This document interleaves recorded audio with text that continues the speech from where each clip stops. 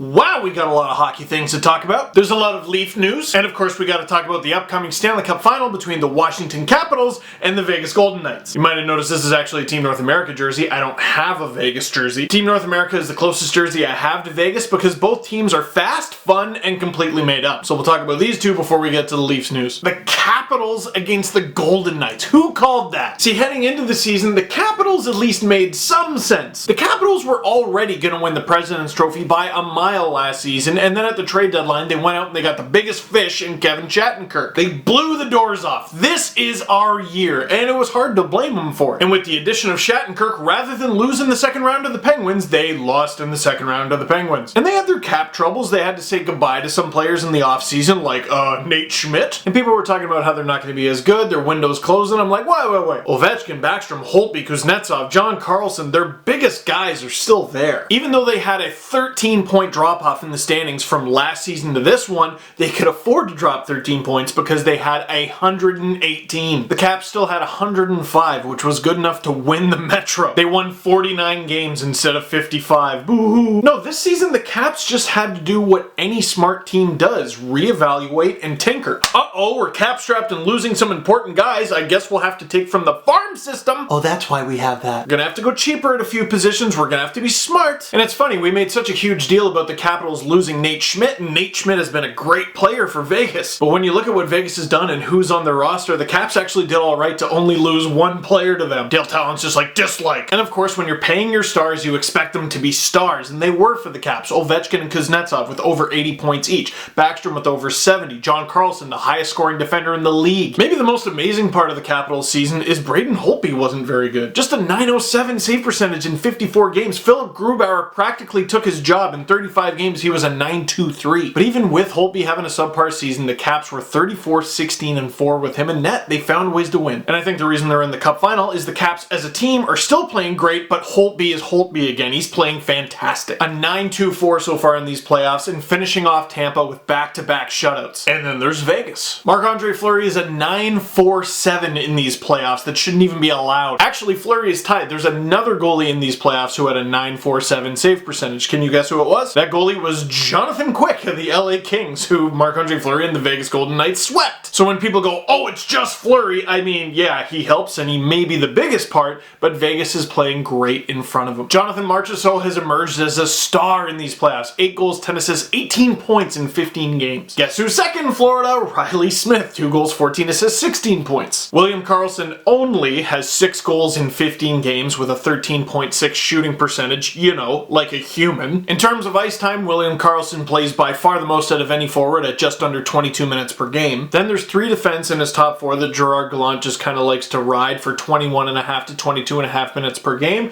They are Shea Theodore, Braden McNabb, and Derek Engel? Am I reading this? Yep, there he is, second on the team, 22 minutes and 36 seconds a game. Derek Engel in 15 games played, 0 goals, 0 assists, 0 points. Oh my goodness! Who is this team? How is this team? Yeah, as if that's the least believable thing about this team. Anyway, I said all that to say this. Their top guy, their top minute eater, just under 25 minutes a game, Nate Schmidt. Now this is the amazing thing, and I've talked about this on the podcast before.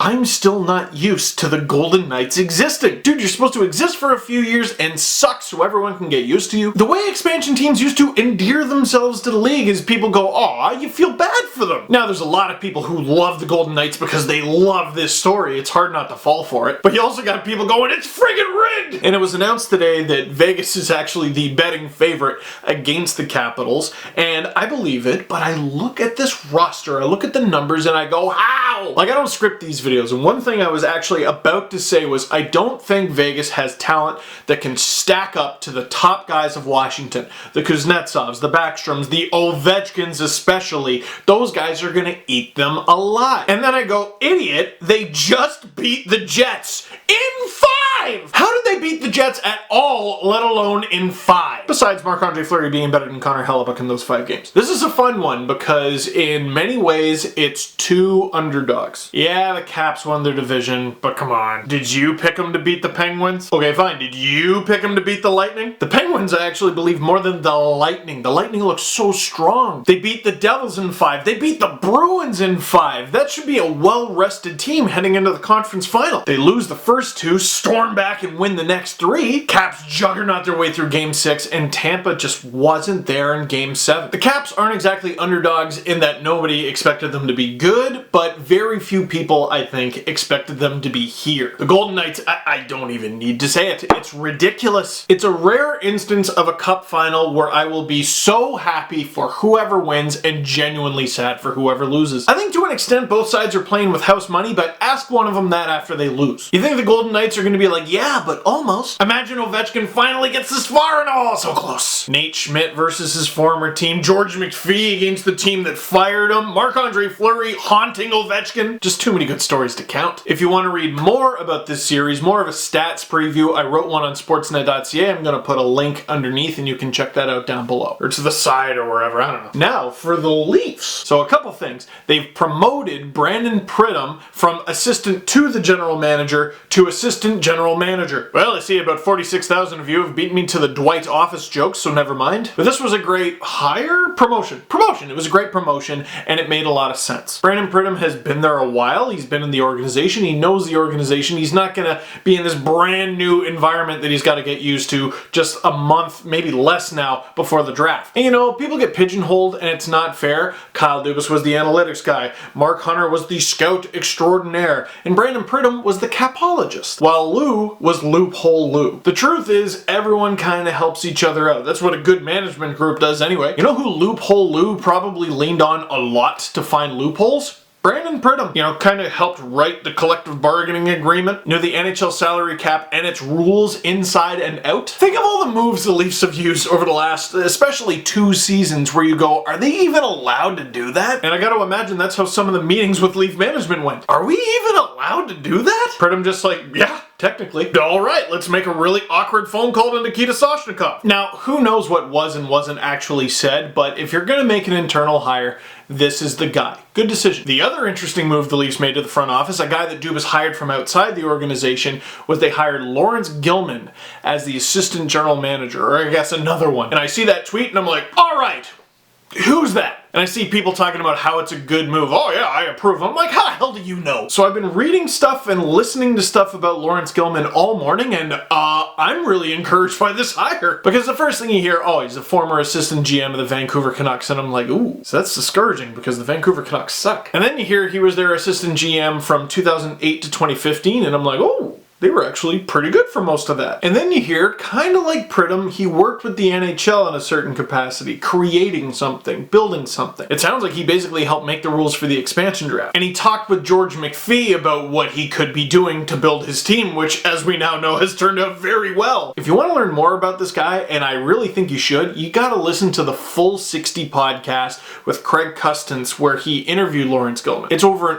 hour long, and it's absolutely fascinating. It's a goldmine. And it's funny, you listen to him and he's very robotic at first, and he's talking about Vegas and how it wasn't an expansion draft, it was an asset harvest. And I'm like, oh my god, this guy's a soulless, bloodless robot. He has no emotions at all. And then Custance asked him about the 2011 Canucks who almost won the cup, and I'm like, oh, there's the emotions. He has a variety of them, one of them being sad. But hopefully, now that he's with Toronto, he can make the Leafs happy. And by the way, now that Dubas is GM, he can't be GM of the Marlies anymore. That's Gilman's job. And he previously did that with the Utica Comets. Actually, straight from the horse's mouth, from the Leafs, in his role, Gilman will hold multiple responsibilities, including player personnel, managing the club's player development department and farm system, and overseeing the organization's top prospects as GM of the Toronto Marlies, starting in the 2018-19 season. Not to count my chickens before they hatch, but if the Marlies win the Calder Cup, does he get a ring? He should get something. He should get a watch. He should get a $25 gift card. Only usable in the Marlies team store or something. So it's funny, I've seen people talk about, well, now all the Leafs need is a Mark Hunter type. Well, what's that? They need a hockey man. Well, what does hockey man mean? Because the translation, when a lot of people say it, just seems to be old guy. And I'm like, well, Gilman's in his 50s. Hockey guy is just such a confusing term to me. Sheldon Keefe, head coach of the Toronto Marlies, 37 years old. Hockey guy? I'm not about to suggest that he's going to get hired into management, although that would blow a lot of minds. I'm glad the Leafs have done this much, and who knows, they might do some more tomorrow, I don't know.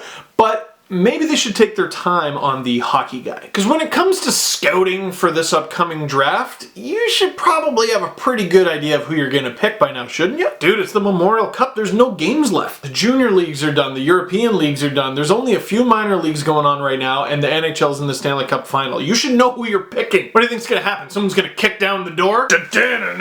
You clowns think you know scouting? If the Leafs don't have a hockey guy by the draft, I think people will make a big deal out of it. I'm not convinced it's as big of a deal as people think. But going forward, yeah, sure, get another opinion in there. It's good to have more opinions, knowledgeable opinions, good opinions. One last thing, I guess I should talk about the Marlies. They are stomping the Lehigh Valley Phantoms right now. They're up 3-0 in the conference final. They're 1 win away from the Calder Cup final. You've got to go to the Marlies YouTube channel and you can watch full highlight packs of the games. One thing I've noticed in particular, Andreas Johnsson does not belong in that league. He was already probably too good for it about midway through this season.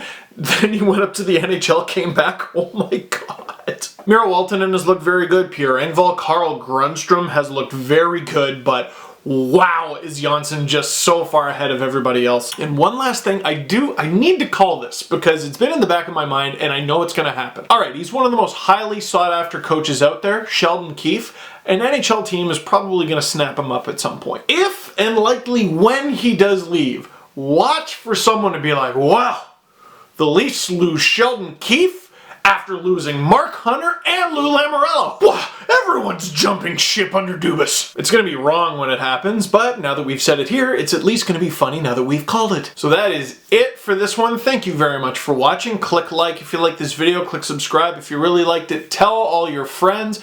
We got a brand new Panago Pizza Steve Dangle podcast coming Friday night. We weren't able to do it Thursday. I'm sorry. I'm so sorry. But we're going to do it before the Stanley Cup final, which is coming soon.